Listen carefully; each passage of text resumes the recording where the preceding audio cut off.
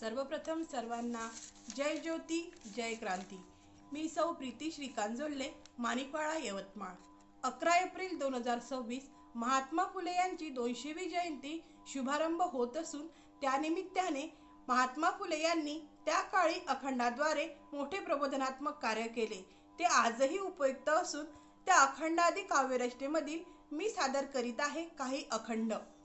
आर्य Jair दस्त मांग महारा केले, आर्य जैर दस्त मांग महारा केले, पाताळी घातले स्पर्शबंदी, धूर्त ऋषीजींनी वेदास रचिले, धूर्त ऋषीजींनी वेदास रचिले, द्वेषाने छळिले सीमा नाही, अन्नाविन बहु उपासाने मेले, अन्नाविन बहु उपासाने मेले, उष्टे नाही दिले हेवा मूळ, उष्टे नाही दिले हेवा मूळ, सद्विवेकास आर्यांनी तेजिले, सद्विवेकास आर्यांनी तेजिले, त्यांचे हाल केले ज्योती मने, त्यांचे हाल केले ज्योती मने।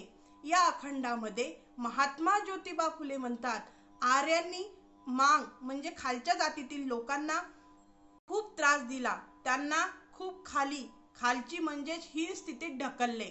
काही कपटी ऋषींनी वेद तयार करून अस्पृश्यता निर्माण केली, त्यांनी द्वेषाने लोकांची फसवणूक केली, याला काही मर्यादा नव्हती।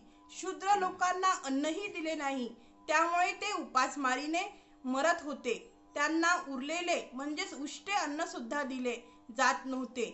अशा वागणुकीमुळे मानवतेचा व सद्विवेकाचा पूर्ण नाश झाला।